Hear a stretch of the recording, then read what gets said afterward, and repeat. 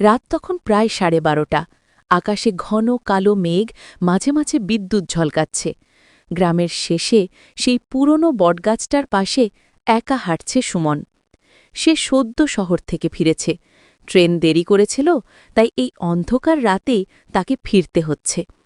গ্রামের মানুষজন অনেকবার বলেছে, বটতলার পথ দিয়ে রাতে যাস না, ওখানে নাকি একটা ছায়া ঘোরে। কিন্তু সুমন এসব বিশ্বাস করত না। পথে হাঁটতে হাঁটতে হঠাৎ হালকা বাতাস বইল, গাছের ডাল নড়ল, পাতা ঝরতে লাগল। সুমন থেমে গেল, যেন কেউ ডাকছে, সুমন, সুমন। কানে ভেসে এলো খুবই মৃদু গলা। সে চারদিক তাকাল, কেউ নেই।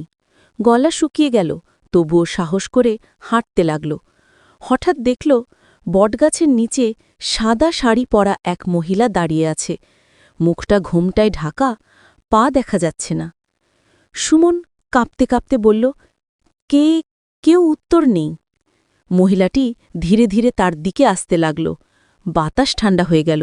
সুমনের নিঃশ্বাস ভারী হয়ে উঠল। বিদ্যুতের আলোয় এক ঝলকে দেখা গেল ওর চোখ দুইটা লাল, চোখ লাল রঙে জ্বলছে। সুমন চিৎকার করতে গেল, কিন্তু গলা দিয়ে শব্দ বেরোল না। মহিলাটি একদম কাছে এসে বলল, তুই কি এখানে কেন এসেছিস? এক ছটকায় মিলিয়ে গেল কুয়াশার ভেতর। সুমন জ্ঞান হারিয়ে পড়ে গেল মাটিতে। পরদিন সকালে গ্রামবাসীরা তাকে বটগাছের নিচে অজ্ঞান অবস্থায় পেল। কেউ কেউ বলল সে নাকি গভীর রাতে কোনো মেয়েকে দেখতে পেয়েছিল, কিন্তু সুমন আজও কিছু বলতে পারে না। তার চোখে আজও সেই ছায়ার ভয় লেগে আছে। সেই দিন থেকে গ্রামের কেউ আর বটতলার পথ দিয়ে রাতে যায় না।